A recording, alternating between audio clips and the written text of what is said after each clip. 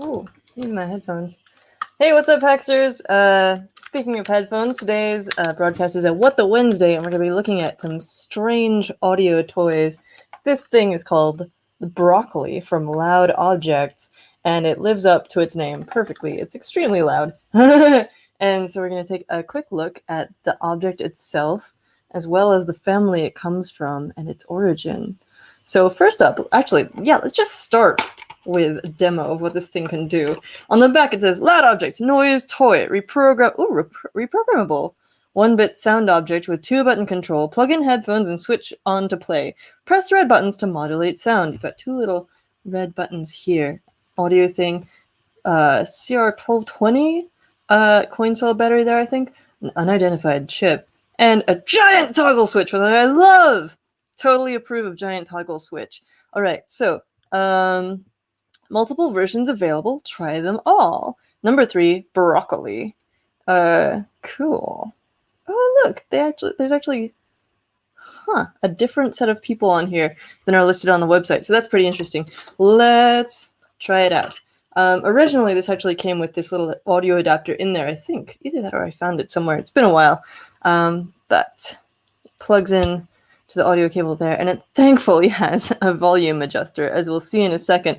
That's very important. Down here, there's some extra text that says Loud Objects Noise Toy, copyright 2017, physical editions, PE011, and then some FCC compliance stuff. Oh yeah, program! How have I not noticed that before? Well, that's very exciting. I wonder if we can make it sound like any of the other ones. You'll see what I mean in just a second. But yeah, for now, let's plug this in to the little speaker that I have here, because I am not cool enough to have a mixer on my desk someday. Turn that on, and I'm going to put this all the way volume down while I flip this. Oh, that's so satisfying. Just listen to that. Oh, it's so good. So good. All right, and then we're going to turn the volume up gradually. That's just barely turned on, and it's like already extremely loud. All right. And it has a number of different modes, which are increasingly charming.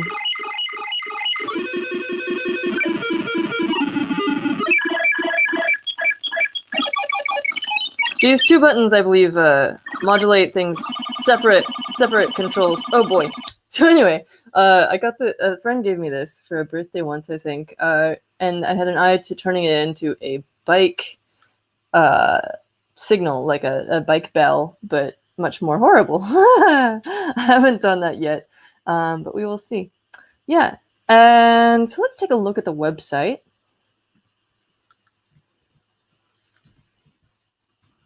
If I can get over there. There we go. Okay, so physicaleditions.com is where you would go to learn about this. And it is a collective. So we have these Loud Objects devices, of which there are 5. You can get all 5 of them for the price of 4 in a 5-pack for $120. Otherwise, they are $30 each. There's Sunrise, Manatees, Broccoli, this one, Oracle, and Butterfly. I listened to them all a minute ago. They have, each of them has its own little preview on the website, and they all look almost the same. And so my belief is that, see, in this picture, all the little chips are in sockets, if you can see on here. Let's see if I can get it larger. Yeah, all these chips are plugged into sockets. And given the fact that they're color-coded, and everything except the chip is red, and in this case, my chip is green, I believe that programming is what gives it the name Broccoli and its particular sound profile. Look how pretty they are. Ooh! Anyway, this first video on here gives a bunch of demos of all of them kind of together. Then you can listen to each of them individually. Sunrise, Manatees, Broccoli, Oracle, and Butterfly. I wrote down some brief impressions of what each of them sounds like to me. You can go check them out on the website. But to me, the first one sounds kind of like a heavily filtered, distorted guitar, electric guitar, which I quite like. manatees, in my opinion, sounds like a mix between dolphins squeaking and modem sounds, if you remember back in the day. Like a modem connecting, like, ear, ear, ear, ear, you know, it's got all that, like, static noise in it, too. And maybe a bit like the Atari Punk console circuit, if you've ever seen that. The broccoli you've just heard, that's the one that I played. The Oracle, I think, sounds like laser guns, like from a sci-fi movie. And then Butterfly, I think I just wrote awful. But actually, it reminds me of a number of video game sound effects for, like, getting big or jumping or whatever. So it's very chaotic. And I know that, you know, I'm not the world's largest noise music fan. That I'm sure belongs to someone else. And maybe if you're more of a fan of noise music, that's kind of what these folks are all about. It's called Loud Objects. They do what they say on the tin. That's exactly. So it says, noise toys are a series of ready-to-go synthesizers created by the long-running Brooklyn circuit-bending trio Loud Objects, who are known for building and programming their own audio hardware. The noise toys are portable versions of the music chips Loud Objects use in their live performances, and come in 5 different glitched-out sonic flavors. Each noise toy is programmed with its own 1-bit generative sound pattern, armed with an old-style power toggle switch, 2 buttons that modulate the sound, and an audio output jack. Half album and half instrument, the noise toys are equally at home in the hands of both casual listeners and musicians looking for a new instrument. So yeah, these are all used in their live performances by these cool circuit bending folks. You might know Tristan of this group from his, this is a pretty famous one, the 1-Bit Symphony, a dazzling lo-fi electronic composition in 5 movements on a single microchip. A complete electronic circuit utilizes on and off electrical pulses synthesized by assembly code to manifest data as sound. The Wall Street Journal wrote, its oscillations have an intense hypnotic force and a surprising emotional depth. So yeah, it's an album, and it looks like it's in a CD case. However, it consists of a CR2032 coin cell battery, a switch, a little chip, a button, a piezo buzzer, and an audio out. So actually, I'm not sure what type of chip he uses here. I'm really interested to know, because one thing that I've brought up here with me, there's also other collaborators, by the way, including Leslie Flanagan, who does voice and feedback experimentations and explorations on this website. But to get back to the object at hand, oh yeah, another thing that I brought with me was some acetone or nail polish remover and some Kleenex, because to me this looks like it just looks like a paint pen or nail polish on this chip. And so what I want to do is see if I can remove that and see what kind of a chip it is. My guess is that it's some kind of at-tiny. It could be some kind of op-amp, maybe playing with feedback. I could see that, especially given the other collaborator. See, on here it actually says the collaborators are... No, here. It says it's Kunal Gupta, Katie Shima, and Tristan Perrick, who's not... So no mention of this other voice and feedback person. So it's a little confusing who exactly worked on this, but yeah. So let's take a look and see if we can, get this varnish off. Oh, you know, with the lighting on here, I can almost make it out, but it's so shiny that it kind of obscures it. Yeah, I'm really curious. In fact, maybe I can just find some instructions online on how to program this thing. Reprogram Loud Objects.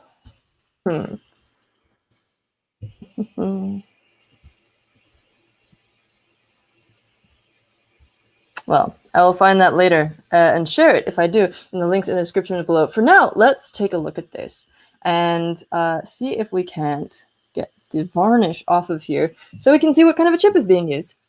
Because I think it'd be really fun to reprogram it. Cool though these noises are, they're a little harrowing for me, and I'm not sure that I want to show up behind someone on a bike trail and make these noises. It is a fun idea, but I think maybe not being a jerk to my fellow bike humans at a time like this. Oh, it's pretty stubborn, huh? Oh, it's coming off. Often chips have a white labeling that would also come off on here. Oh, see, oh, perfect. It's sort of partly come off, but not completely, which means that the enamel, whatever that is still there in the little cracks. As I suspected, it is an @tiny85. Haha. @mel, ATtiny, 85 chip. Really common, super cool little chips that you can program using an Arduino, and you can put Arduino code on them, in fact. So what you basically have here is a nice little circuit with an @tiny85 hooked up to a speaker and stuff. I'm extra curious about this now. Yeah, look at this. Get your focus a little bit better in here. @mel 1736 @tiny85 20pu. Cool. And there's pin 1 over there. That actually made it more visible. Ha! Cool. So let's have a look at how it's wired up. I'm going to pull up the @tiny85 pinout.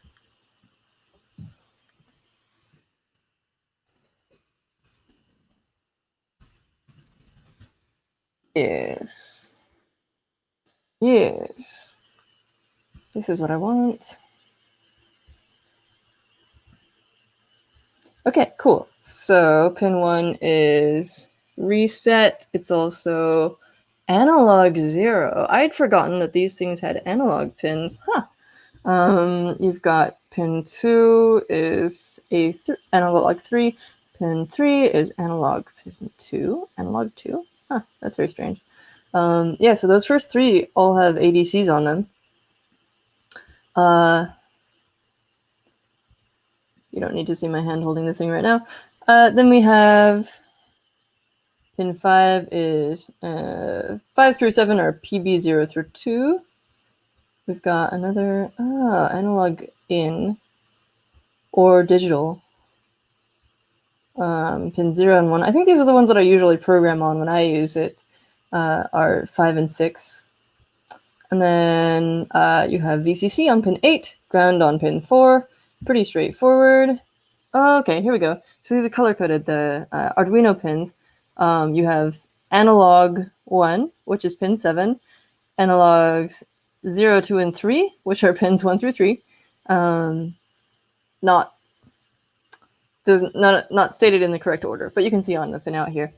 And then you have 2 digital pins, 4 analog pins, and then VCC and ground if you're programming it via an Arduino. So that's super cool. And then you have a couple of PWM pins as well. Nice. Lots of possibilities here. Once I actually figure out if there's an official way to reprogram these, I'm not sure if that's what you're supposed to do, is find the instructions, or if you're just supposed to be cool enough to make up your own, which could be a really fun challenge in itself. Oh yeah, the whole point of that was to figure out which pins of here are connected how. So let's think. We can see really clearly on the back here. All these white-looking areas are the copper pour underneath, so you've got a big ground plane, presumably. What pin? Which pin was ground on here? Was it 8? I've already forgotten. No, pin 4 is ground, pin 8 is VCC. So that's pin 1, pin 4 would be ground, pin 8 would be VCC. And indeed, you can see that this pin is sort of connected to the ground plane, this huge plane. And then pin 8 is up here. It gets connected to the battery. Wait, no, the toggle switch. Okay, and then this one would go to the battery, presumably. Yes, okay, cool. So battery, oh, that's audio. Nice, okay, cool. So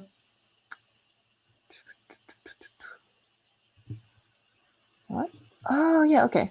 So this is the positive side of the battery. So of course, both of these 2 terminals are going to be positive, and they both go to one side of the toggle switch.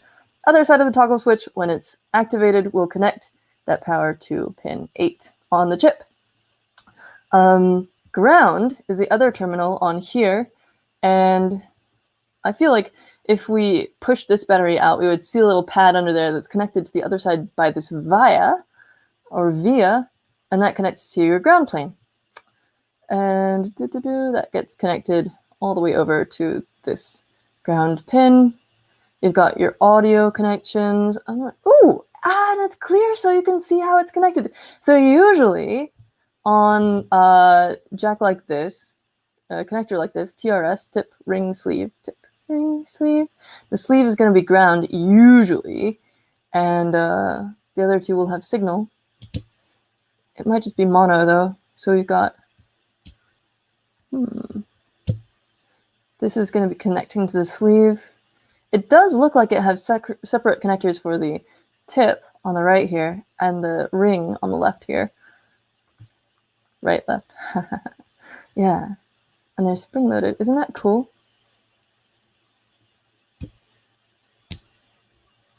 So we can reverse engineer this and see that this is ground. Again, it's connected to the ground plane. You've got tiny little tabs connecting this through-hole socket to the ground plane.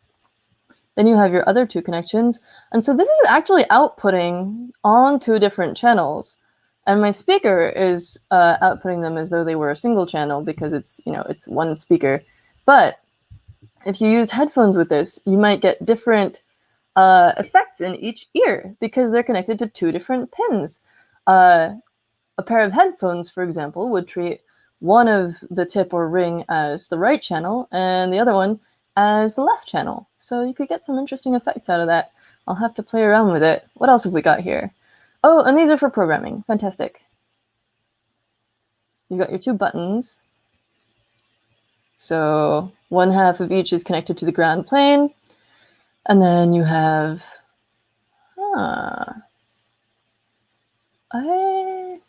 okay, so this is connected through this pad, but it's still a consistent connection to pin 6. One button on pin 6, and the other button is on pin 5. So those are your two standard digital pins for Arduino. That makes sense, buttons on digital pins. And then each of those pins also, 5 and 6, you can use for programming because you can see that they're connected not only to the chip, but also to these through-hole sockets in the area where it says program. Very neat. So what else have we got on here? Pin 7 is connected to another one of the program pins. This one doesn't seem to be connected at all unless it's connected on the top side, which it is not. I wonder why they have that 5th socket doesn't seem to be connected to anything. Oh no, it's connected to ground. Of course, no, this one. Okay, what's happening on the top here? Oh, okay, that's connected on the top layer to one of the pins. It looks like pin 2, which in Arduino world is analog 3, but probably used for something else. Cool. Anyway, so that is the Loud Objects at Tiny85 based broccoli device. And it makes wonderful, horrible noises. I can't wait to monkey around with this. It'll be really interesting to see. I wonder if people have shared their own little programs for this. Wouldn't that be rad if I could find other people who have shared how they program these things, and then you can bitmash them or whatever you call it, circuit bend them. Really, it's just providing a physical, convenient button interface for circuit bending these things. So let's turn this on again just for funsies. Oh, did I turn the speaker off? Oh no, I turned the device off, duh. Oh! That's horrible. Oh. And since this is all done in logic, presumably when I turn it on again, it'll start on the same state. Yeah. So it'll always start with the same clean slate. You can always get back to home. And then okay, this is actually really fun. I could mess with this all night long, but I'm going to stop now. I'm going to see if there's any comments, because I've been staring just at this device. I could honestly just do that all night. Yeah, and let's see what people are saying. We have lots of hellos. We have someone asking questions about their project. I recommend putting those in the video after the fact because I think I may not be able to see these comments after the fact. They're mostly for during the live stream, and I'm not going to do project research for you while I'm on the live stream. I might not have time to do it at all, but you're welcome to ask questions in the comments. Brian says, I just built a modular synth and want to extend it with DIY projects. Well, guess what else I've been playing around with is the Bella system. Specifically, the Bella Mini. Check this out. If you haven't heard of this, Bella Mini. This is a device that works with the BeagleBone Pocket Beagle, and they have. Where is? Ooh, look at this. That's very pretty. All kinds of DIY audio stuff, but including, if I can find it, products. Yes, here we go. Modular units called salt and pepper. You can create your own modular pieces using Bella Mini. It's designed as a low latency audio interface for making really cool stuff. You can program it in pure data or C++, and it's really small. They've got these sweet little touch sensors. You can create your own. You can use these ring, bar, hexagon, and square ones. You can even cut them down to the size that you want, and they'll still work. Or you can use this craft device, a little board, to build your own touch sensors with copper tape or whatever.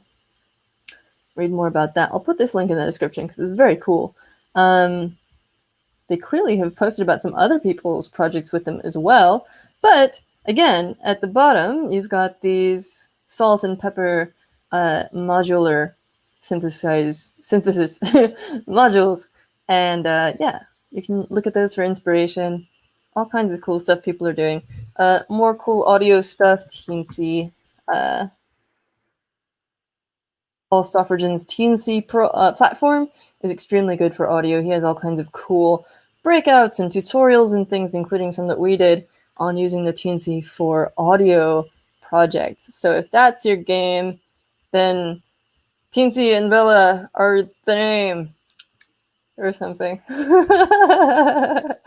All right, that helped out Brian. Fantastic. If you got any more questions or comments about audio stuff specifically, throw it in the comments. I'll look at it after the fact. And I'll put those links in the description below. You can already find the ones for the device we looked at today, the Loud Objects Broccoli.